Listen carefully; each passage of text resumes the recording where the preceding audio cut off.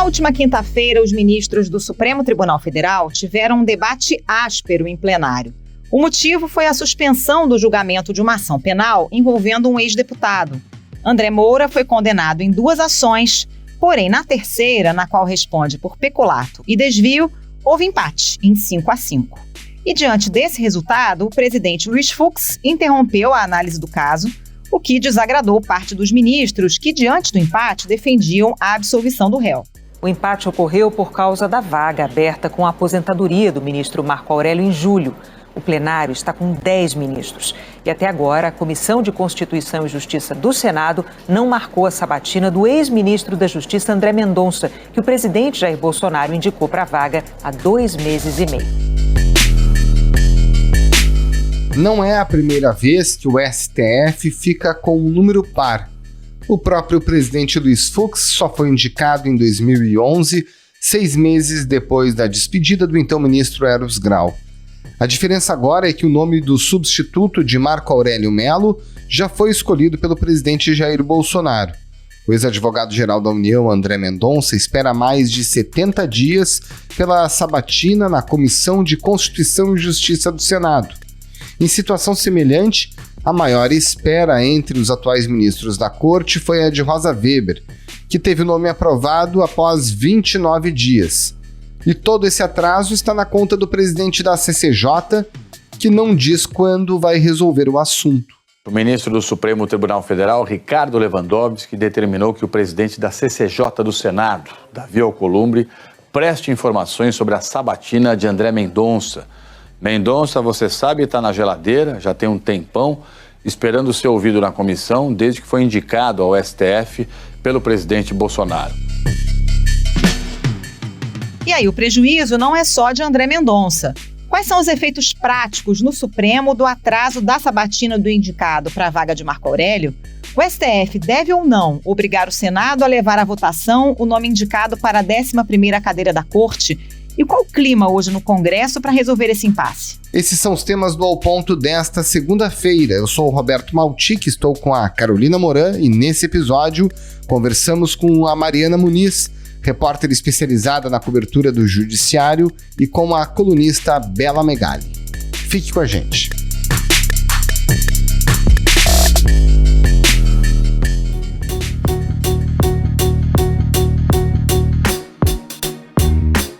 Mariana Muniz, conta pra gente como é que tá o clima hoje no Supremo Tribunal Federal com essa indefinição que não parte do governo, mas sim do Senado, em especial do senador Davi Alcolumbre, que impede a votação do nome de André Mendonça para a vaga do ministro Marco Aurélio, que está vaga desde o mês de julho.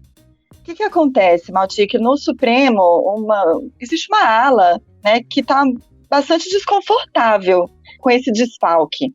Queria lembrar, em primeiro lugar, que esse desfalque ele não é inédito, né? O Supremo ele já funcionou com um ministro a menos em outras circunstâncias, né? Tem um caso recente, por exemplo, da nomeação do ministro Edson Fachin, que a presidente Dilma Rousseff demorou 8 meses para escolher o nome. O que acontece é que agora o desconforto dos ministros ele é causado, né, dessa ala dos ministros, é causado justamente pelo fato de que já houve uma escolha e esse nome não é sabatinado pelo Senado. E esse desconforto, ele também é causado porque existe um problema de funcionamento no tribunal, né? Esse desfalque, o fato de os ministros estarem num número par, né, funcionando em número par, quer dizer, 10 ministros, leva a situações como a que a gente viu na semana passada, um julgamento importante de uma ação penal envolvendo o ex-deputado federal André Moura, e que hoje é, inclusive, secretário do Rio de Janeiro em Brasília, mas um empate numa discussão sobre pena, né? E esse empate fez com que o presidente do Supremo Tribunal Federal interrompesse esse julgamento específico. Eram 3 ações que estavam sendo analisadas ali na quarta-feira da semana passada, e este julgamento foi interrompido para aguardar a chegada do 11º ministro. Ali houve, na quinta-feira, então no dia seguinte, houve uma certa discussão acalorada entre os ministros, porque uma ala do tribunal considera que o empate automaticamente beneficia o réu, né? Mas não há um consenso no Supremo quanto a isso, Maltic. Eu acho que Vossa Excelência poderia, para favorecer a Corte, trazer essa questão de ordem documentada para que nós pudéssemos, ponto por ponto, enfrentar. O que ali na quinta-feira, o desconforto ficou claro, né, dos ministros com essa ausência do 11º ministro, seja para um lado, seja para o outro, né? Ministros que entendiam que o empate seria benéfico para o réu e os ministros que entendem que não, que esse caso deve aguardar aí a chegada do 11º ministro. Então, tem essa situação de desconforto na corte por parte aí de uma ala relevante do tribunal. Maria, é o presidente da corte, o ministro Luiz Fux, que interrompe esses julgamentos. Qual é a argumentação dele para esperar a chegada do 11º ministro? Ele afirma que, no caso, seria um empate artificial, sabendo-se que já há um nome indicado pelo presidente da República? Exatamente, Maltic. E tem mais uma outra questão. Com relação ao empate em ações penais, não há consenso na corte. Existe a jurisprudência da segunda turma, que na segunda turma o empate, e neste momento os empates estão acontecendo, também queria lembrar isso, porque a composição da segunda turma está desfalcada, funcionando apenas com 4 ministros. Neste caso, na segunda turma, o entendimento é pacífico, que empate beneficia o réu. Com relação ao plenário, já não é assim. Existe divergência de entendimento entre os ministros. Então, por haver essa divergência de entendimento, foi que o ministro Luiz Fux decidiu suspender o julgamento, justamente porque é um empate artificial, como você bem colocou aqui. O Fux também, na semana passada, quando houve esse debate acalorado entre ele e o ministro Ricardo Lewandowski, que levantou a questão do empate, Fux comentou que, no entender dele, apenas para habeas corpus ordinários, né, essa foi a expressão que ele usou, é que essa regra do empate valeria. No caso das ações penais originárias, que é a questão, né, justamente a classe processual, né, se a gente pode falar assim, do caso do André Moura, ele entende que não. Então é isso, não existe uma coisa pacífica, né, um entendimento pacífico do Supremo quanto a isso. Mariane, para além dessa questão do empate, o que acontece com os processos que estavam distribuídos no antigo gabinete do ministro Marco Aurélio? Isso aumenta o trabalho dos outros ministros enquanto o 11º não é nomeado? Isso, Carol, aumenta mesmo, porque como um ministro está fora da distribuição dos processos, o que acontece é que os demais acabam recebendo tudo que seria dividido por 11.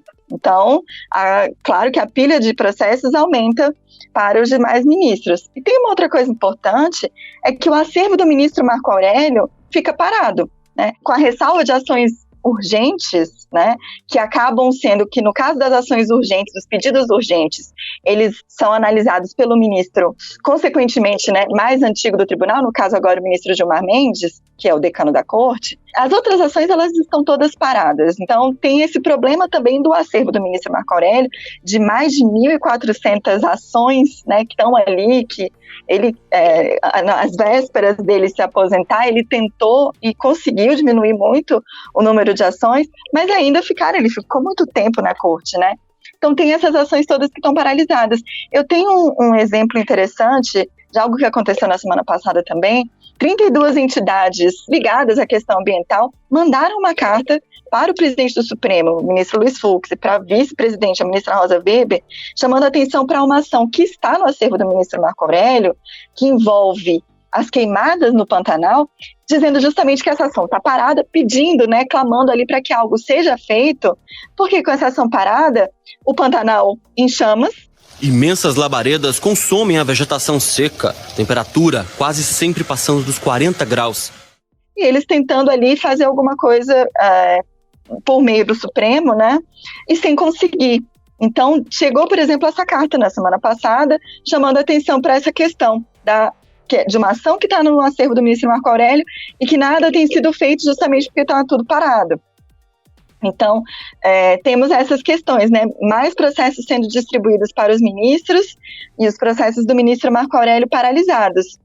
Eu queria lembrar também, gente, de além desse julgamento, por exemplo, que teve empate envolvendo o André Moura, uma outra questão que ficou prejudicada por conta do empate é um julgamento importante sobre direitos de presas trans para poderem escolher, por exemplo, se querem ficar num presídio masculino ou feminino. Essa ação também foi paralisada por conta de empate.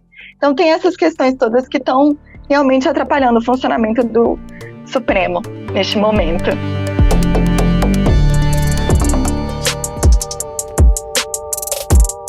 Mariana, e na prática, o Supremo tem feito algum tipo de interferência ou tem tentado procurar nos bastidores interlocutores no Senado para tentar agilizar essa sabatina?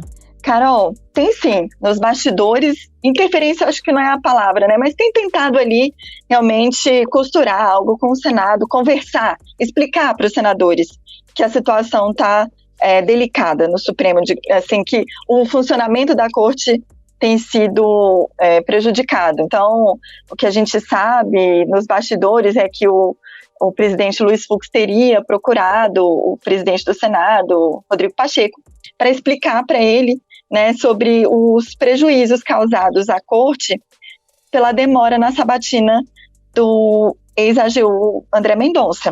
Né? Não só o ministro Fux, o que a gente sabe também é que outros ministros, como o ministro Roberto Barroso, a ministra Carmen Lúcia, tentando ali conversar com os senadores, né, talvez tentando fazer com que isso chegue ao senador Davi Alcolumbre, né? Tem uma outra ala do Supremo que, enfim, está observando com cautela esses movimentos, mas tem sim, existe uma tentativa do Supremo de mostrar que, né, enquanto o Senado não delibera sobre o nome de André Mendonça, é de uma certa forma uma interferência do Senado no funcionamento do Judiciário. Então, tentando mostrar para os senadores justamente isso, assim. Pelo que os interlocutores comentam, eu não diria que seja uma pressão, mas tentando mostrar como que como que os trabalhos da Corte ficam prejudicados, né, e que, de uma certa forma, prejudicar todos, né? Não só o Supremo em si, mas a prestação jurisdicional do Supremo, que é para o Brasil, acaba ficando prejudicada com esse desfalque. Mariana Moniz, muito obrigada pela participação, bom trabalho para você. Valeu, uma ótima semana, Mari. Obrigada, bom trabalho para vocês também.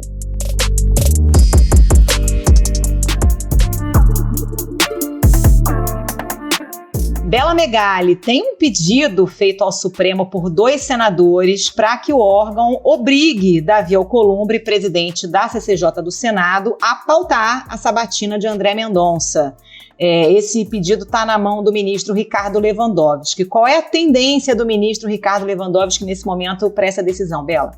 Carol, a tendência do Lewandowski é decidir que o assunto tem que ser tratado de maneira interna corporis.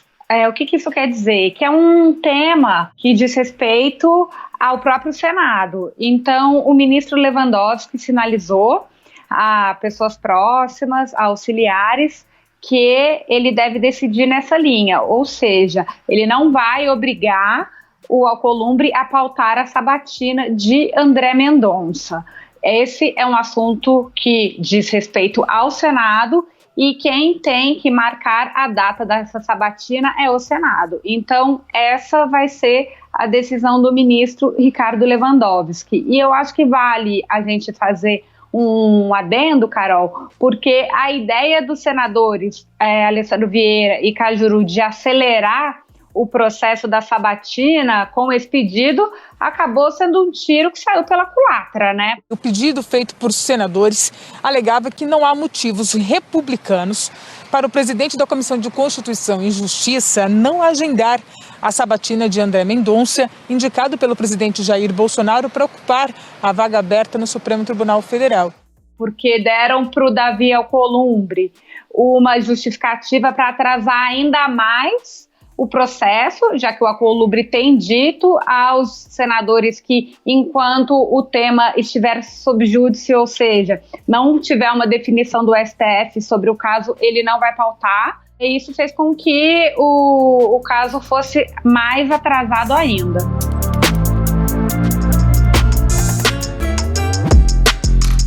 Bela, vamos falar então do bastidor do Alcolumbre, né? Porque ele está em operação padrão, né? Naturalmente, esse é um exemplo. Então, qualquer obstáculo, qualquer ponto é utilizado pelo presidente da CCJ para não fazer a sabatina. O que está pegando? Ele está afim mesmo de barrar o nome de André Mendonça no fundo? Ou ele quer pressionar o governo? Ele está buscando algo em troca? O que a gente sabe sobre isso? A gente sabe que tem um descontentamento muito grande do Alcolumbre com o Palácio do Planalto, com o presidente Bolsonaro. Ele já deixou claro que não teve suas pautas contempladas ali depois de deixar a presidência do Senado. Então, a relação entre ele e o governo não está das melhores, vive um momento bastante delicado. Além disso, Alcolumbre não quer de maneira nenhuma André Mendonça no Supremo Tribunal Federal, e ele não é uma figura isolada.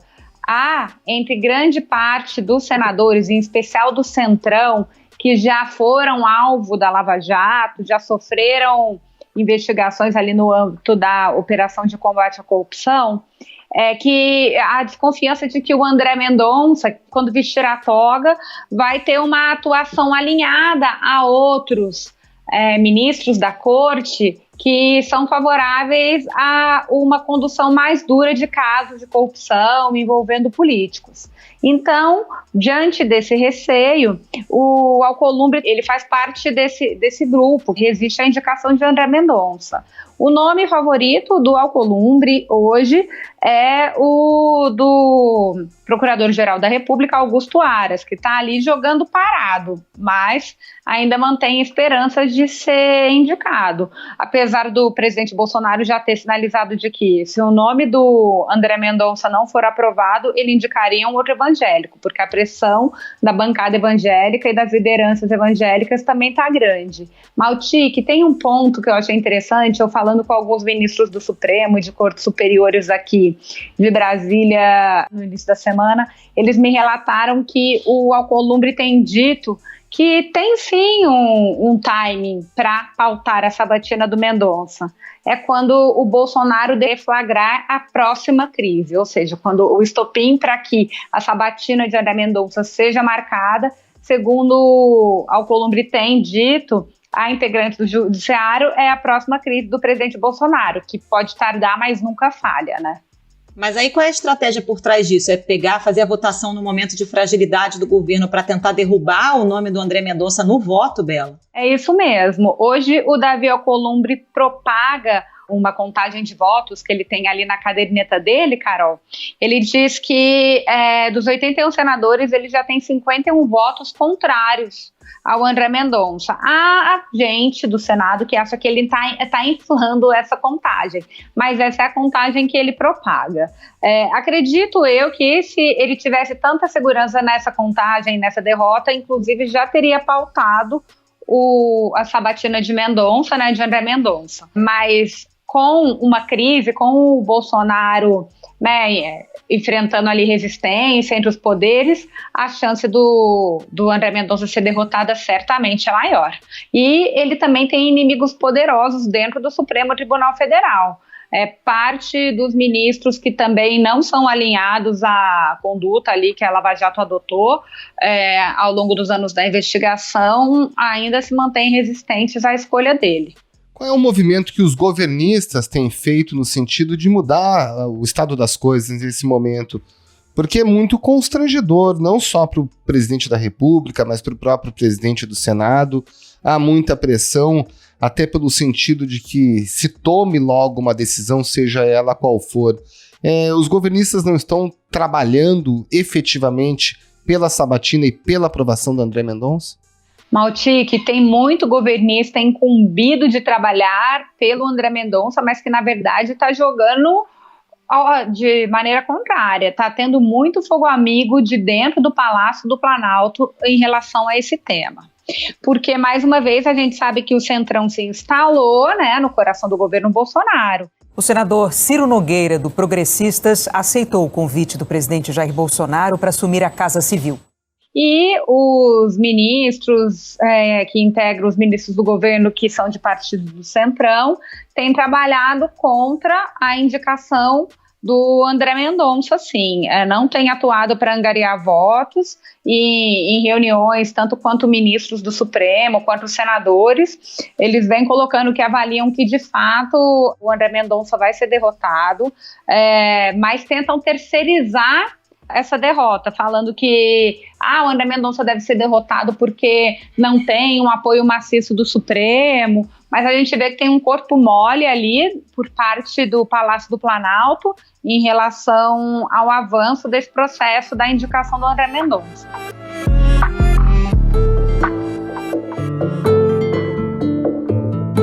E aí, Bela, diante de tanta adversidade pela escolha do nome do André Mendonça, fica a especulação sobre quem seria a carta na manga.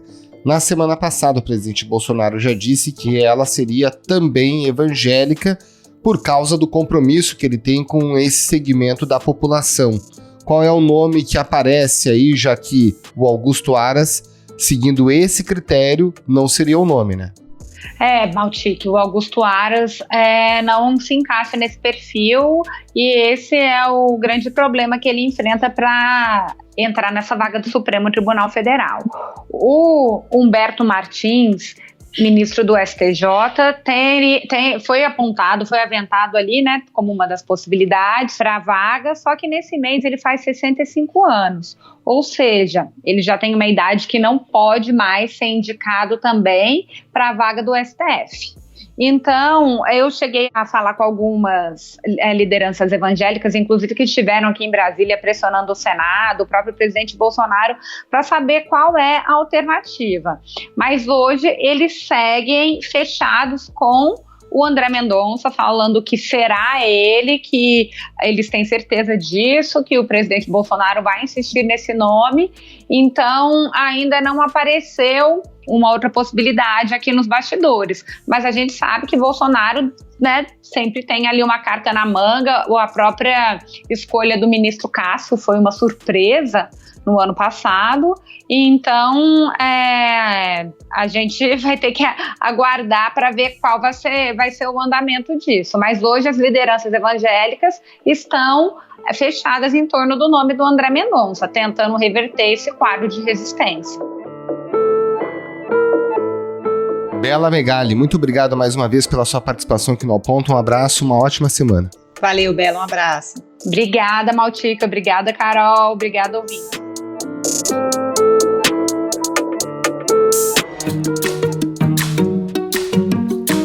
Esse foi o Ponto de hoje, o podcast diário da redação do Globo. Nessa conversa a gente conta com a participação de toda a equipe do jornal, as mesmas pessoas que levam até você informação e análise de qualidade todos os dias.